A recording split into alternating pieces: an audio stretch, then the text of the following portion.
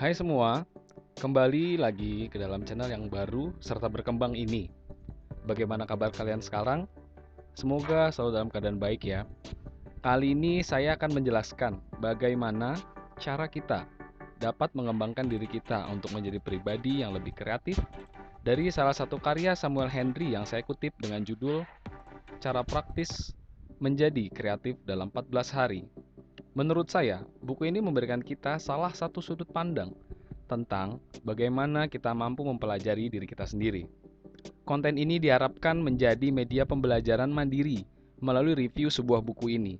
Dan semoga dengan adanya sedikit penjelasan dari buku yang telah saya baca dapat memberikan another way to improve ourselves from learning. Saya dapatkan buku ini dari salah satu website yang ada di kolom deskripsi yang akan saya tulis nanti. Tanpa berlama-lama, langsung saja kita bahas isi dari buku ini. Di dalam buku ini terdapat 12 bab yang menjelaskan dari apa itu kreativitas sampai bagaimana kita mampu memelihara kreativitas itu sendiri. Di dalam part 1, kreativitas dipahami sebagai bagian terpadu dari keberadaan manusia serta menjadi pembeda antara manusia dengan binatang. Hal tersebut disampaikan oleh Samuel Henry sendiri. Kreativitas di sini adalah bagian terpadu dari keberadaan manusia dan yang membedakan kita dengan dunia binatang. Binatang tidak menciptakan sesuatu, tetapi hanya mengikuti naluriah, sementara manusia dengan kreativitas mampu meningkatkan kehidupan secara berkesinambungan. Hal yang penting untuk diingat adalah kreativitas mengandung unsur penciptaan, ide atau konsep, sekaligus implementasinya dan memproduksi atau memanifestasikan ke bentuk akhir atau produk jadi. Selanjutnya, apa yang menjadi tantangan untuk mengasah kreativitas kita? Dari pertanyaan tersebut, yang pertama pertanyaannya, apakah Anda kreatif? Sejatinya, kreativitas sudah ada di dalam diri kita sebagai manusia. Sudah ada di dalam gen dan menjadi bagian dari setiap DNA kita. Namun, semakin kita dewasa, berbagai tekanan seperti harus tumbuh dewasa, pergi ke sekolah, mencari kerja, dan seluruh kehidupan itu seperti menekan kecenderungan kreativitas. Stres yang melanda kehidupan sehari-hari, ditambah dengan dilema yang muncul secara berkala, semakin membuat kita kering akan adanya kreativitas. Dan kondisi tersebut yang kita kenal sebagai kehidupan yang normal bagi umumnya masyarakat. Akan tetapi, kreativitas adalah kekuatan dan sangat penting dalam keberadaan kita manusia dan insan kehidupan. Tanpa kreativitas, maka kehidupan kita akan menjadi terduga, rutin, dan membosankan, serta datar dari waktu ke waktu. Lalu selanjutnya, bagaimana menyatukan kreativitas dalam kehidupan? Untuk mengimplementasikan ide atau kreativitas, metode mind map digunakan oleh Tony Buzan untuk mempermudah diri mengetahui bagaimana ide kreatif dapat tergambarkan secara visual. Dalam ringkasan buku Tony Buzan yang berjudul The Power of Creative Intelligence, cara tersebut seperti: yang pertama, menggunakan media kertas dengan berpusat pada bagian tengah.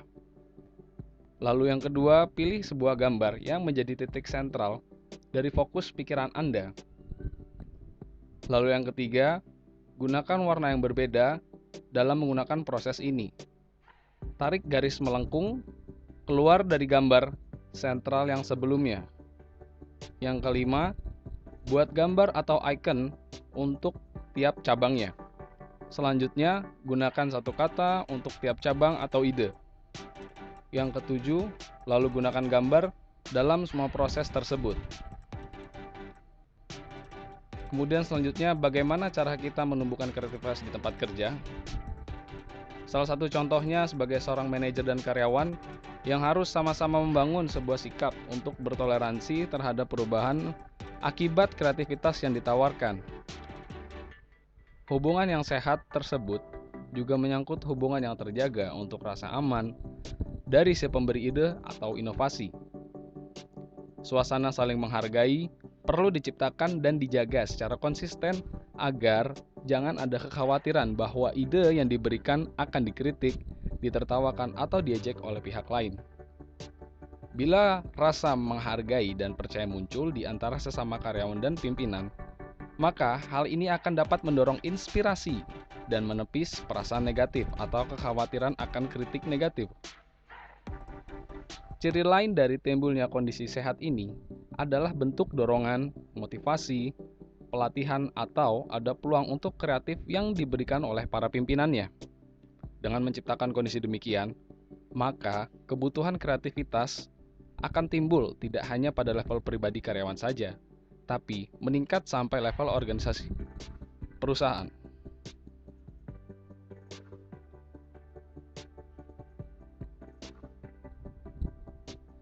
Selanjutnya di part 2, di mana terdapat memelihara kreativitas. Yang dikutip dari Samuel Henry sendiri, ingat, mengembangkan ide kreatif saja tidak cukup. Anda harus mendukungnya dengan tindakan. Statement tersebut dimaksudkan untuk memberikan peran kepada orang sekitar sebagai pendukung kreativitas melalui aktivitas yang dilakukan. Baik secara langsung atau tidak, kedua cara tersebut dapat diterapkan untuk memelihara kreativitas kita. Selanjutnya, kesilapan itu perlu. Kesilapan itu diartikan sebagai suatu kesalahan, di mana terdapat 3 aspek: takut, serendipity atau keberuntungan, serta kegagalan adalah guru. Terkait rasa takut, ketakutan melakukan kesalahan melahirkan kebiasaan yang buruk, yaitu pasif dan menerima kondisi tanpa mau berbuat apapun. Banyak orang yang mengeluh dan berpendapat ini itu untuk memperbaiki keadaan. Namun, tidak ada yang berani melakukan aksi. Hal tersebut adalah salah satu bentuk kreativitas yang hanya setengah jalan. Berpikir bisa berubah atau merubah sesuatu tanpa berbuat sebenarnya juga adalah bentuk kegilaan sendiri. Jangan biarkan ketakutan itu menghalangi Anda menjadi seorang yang kreatif.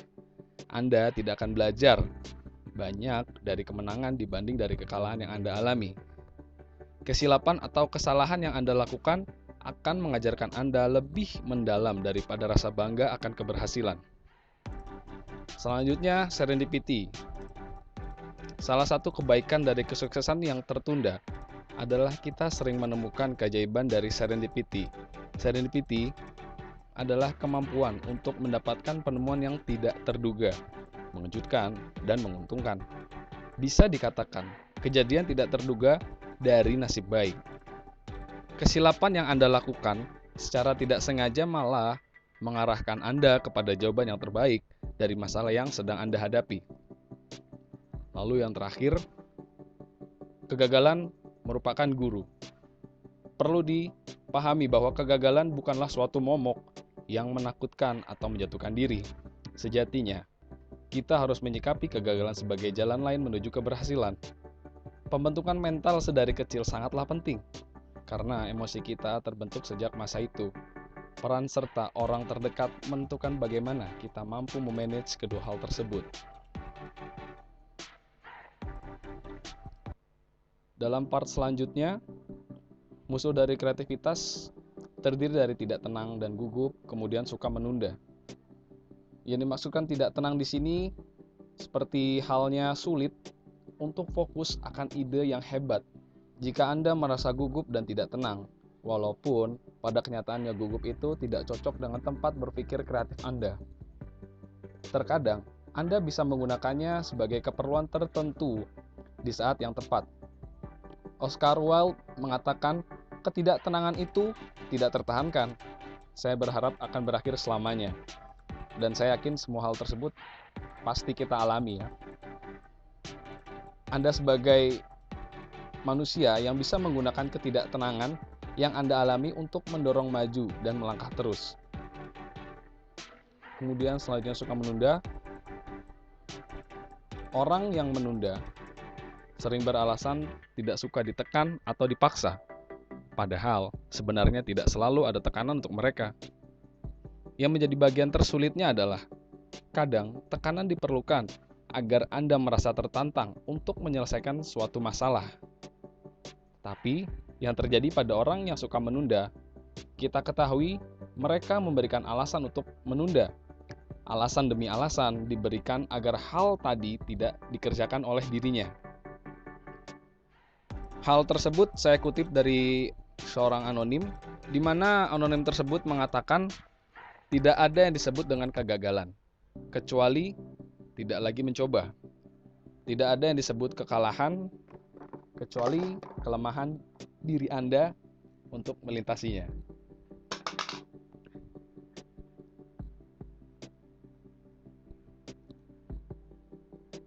Di part selanjutnya, kreativitas merupakan sepupu dekat dengan jenius.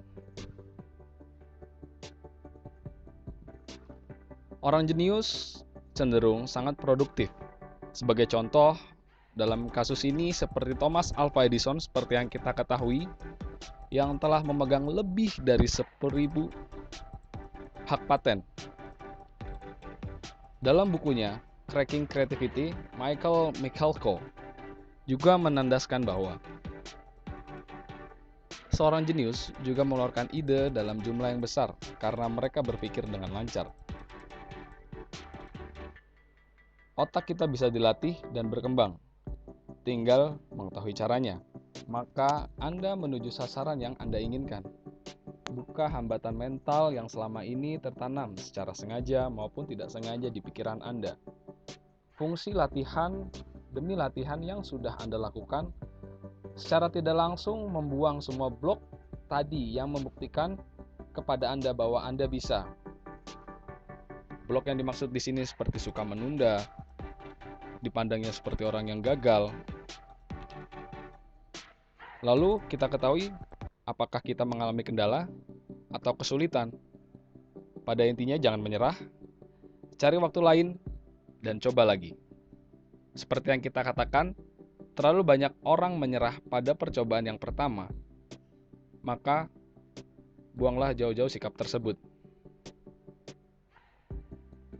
Dalam kesempatan ini, seperti yang tampil dalam layar, di mana Einstein telah menyebutkan 1% bakat dan 99% kerja keras akan menjadi kreativitas yang terlahir, hasilnya dapat dirasakan.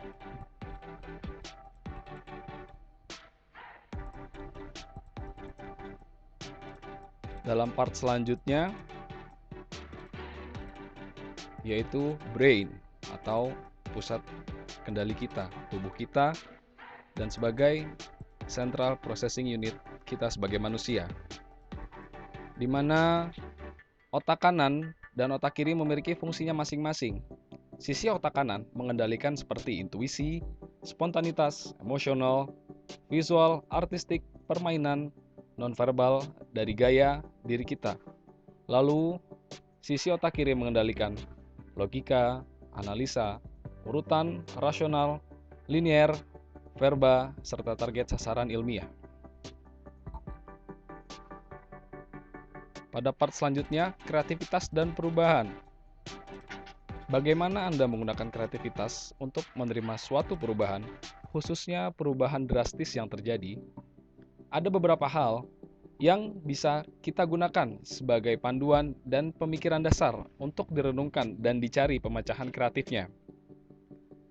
Seperti yang tertera di layar, apa yang terjadi dalam diri, hal tersebut menjadi pertanyaan dan tidak selalu bersifat negatif. Kita semua perlu melihat bahwa kita dalam sudut pandang yang berbeda, bukan sebagai korban, tetapi pelaku kejadian yang bergantian haluan. Lalu apa yang benar-benar terjadi? Apakah ada peluang tersembunyi? Kita tidak hanya fokus kepada diri sendiri dari sudut internal diri dan meratapi masalah yang telah terjadi, tapi lihat berapa besar dampaknya dan bagaimana kita bereaksi. Kenali diri kita dalam kondisi baru tersebut. Selanjutnya, bagaimana seharusnya kita harus bersikap? Pertanyaan ini digunakan dengan teknik terbalik. Pilih ide atau alternatif solusi yang berbeda dengan yang umum digunakan atau disarankan orang lain. Perbanyak alternatif solusi dengan membuat jawaban-jawaban yang berbeda, out of the box. Sering pendekatan ini membuat kita melihat celah untuk bertindak dengan cara baru. Namun, jika kita menolak atau menerima perubahan, Apa dampaknya untuk kita?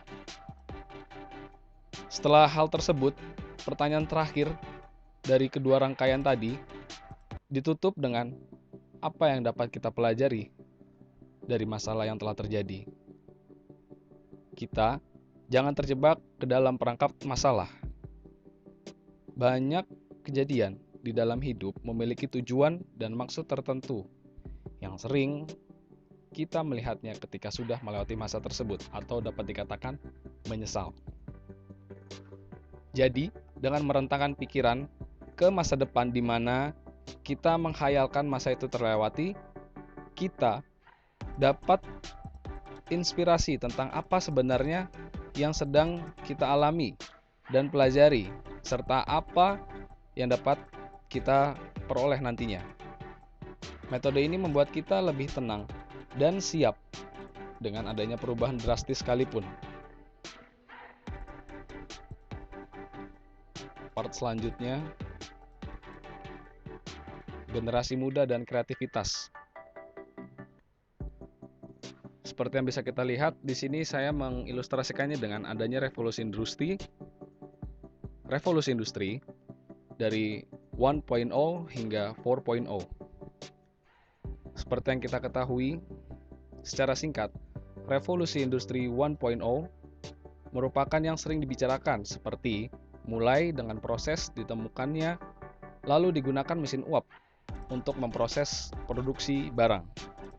Penemuan ini sangat penting sekali karena sebelum adanya mesin uap, manusia cuma bisa mengandalkan tenaga air, tenaga manusia, serta tenaga angin untuk menggerakkan apapun. Revolusi industri pertama memang penting dan mengubah banyak hal. Namun, yang tak banyak dipelajari adalah revolusi industri 2.0 yang terjadi di awal abad ke-20. Saat itu, produksi memang sudah menggunakan mesin. Tenaga otot sudah digantikan oleh mesin uap, dan kini tenaga uap mulai digantikan dengan tenaga listrik. Selanjutnya di revolusi industri 3.0 ditandai dengan adanya mesin yang bergerak dan berpikir secara otomatis, yaitu komputer dan robot. Karena hal inilah revolusi 3.0 memiliki nama lain, yaitu revolusi digital. Pada bagian ini, peristiwa revolusi industri disebut perubahan karena lahirnya teknologi komputer menandakan cikal bakal kemudahan kerja untuk manusia dan dapat dikatakan sebagai abad informasi dipicu oleh munculnya revolusi industri yang ketiga ini. Pada bagian ini, peristiwa revolusi industri disebut perubahan karena lahirnya teknologi komputer menandakan cikal bakal kemudahan kerja untuk manusia. Lalu di revolusi industri 4.0, revolusi ini merupakan perpaduan kemajuan dalam kecerdasan buatan AI atau Artificial Intelligence, robotika, serta Internet of Things atau IoT, pencetakan 3D, rekayasa genetika, komputasi kuantum, dan teknologi lainnya. Kita juga melihat munculnya generasi kreatif yang mulai berekspresi dengan segala macam medium yang bisa mereka gunakan, membuat musik, menulis buku, membuat film, mengembangkan berbagai software, menjadi konsultan online, sampai mengadakan transaksi internet, serta membantu orang lain dengan cara yang baru dan unik.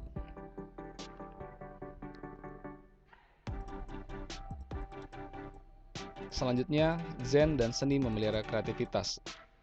Pada poin ini menjadi bab terakhir dalam buku yang ditulis oleh Samuel Henry, di mana beliau mengutip, Zen bukanlah suatu jenis dari kenikmatan, tetapi konsentrasi pada kegiatan rutin yang biasa dari keseharian kita.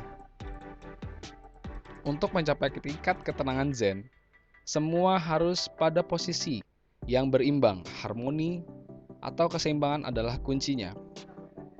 Masalahnya ada di depan kita, lengkap dengan keahlian dan talenta untuk memecahkannya. Kita semua tahu kita bisa melakukannya. Kita dipenuhi dengan rasa percaya diri, kreativitas untuk memenuhi seluruh sekeliling dunia. Semuanya hanya singkat, sebuah atmosfer yang sempurna untuk memecahkan masalah. dan semakin banyak orang yang terlibat dalam prosesnya, maka akan semakin banyak energi di sana. Ketika energi sudah berada pada puncak kekuatan, dan kita telah tahu bahwa keahlian kita sangat cocok dengan tugas tersebut, maka kondisi inilah yang dikenal dengan nama momen putih. Sebuah momen yang dikenal ketika semua hal sesuai secara harmonis. Istilah ini sering digunakan oleh atlet dan menyebutnya dengan istilah di dalam zona. Mereka tidak bisa melakukan kesalahan. Keahlian mereka begitu sesuai dan cocok dengan tantangan yang dihadapi. Mereka seperti melebur di dalamnya. Zen di sini diartikan sebagai sesuatu yang kita kerjakan sesuai dengan apa yang kita mau, yang kita kuasai, serta yang kita ingin laksanakan, tanpa ada paksaan, keikhlasan yang menjadi kunci, serta dengan niat yang tulus dalam melaksanakan tugas dan tanggung jawab tersebut. Dengan kita memulai dari diri sendiri, untuk berusaha meningkatkan kemampuan, memberikan peluang kepada orang lain, untuk dapat berkembang bersama diri kita. Membaca menjadi jendela dunia. Mari kita perkaya literasi sehingga kita jadi pribadi yang kreatif dan cerdas dalam melihat dunia. Terima kasih atas kesediaan kalian untuk melihat konten ini. Konten ini disupport oleh Prezi. Salam sehat dan selamat kembali beraktivitas. Terima kasih.